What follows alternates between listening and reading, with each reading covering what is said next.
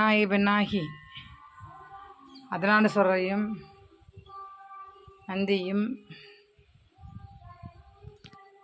லிங்க வழிபாடு அபிஷேகங்கள் செய்து அலங்காரங்கள் செய்து தீபங்களை ஏற்றி அர்ச்சனைகள் செய்து இந்த பிரதோஷ காலத்தினிலே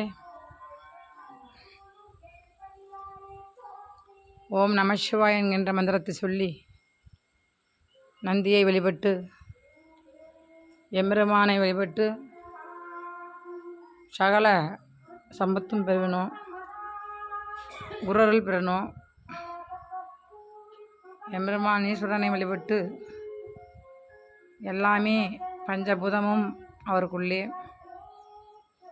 அந்த பஞ்சபூதமான ஈசனை வழிபடுங்க, தரிசனம் செஞ்சுக்குங்க.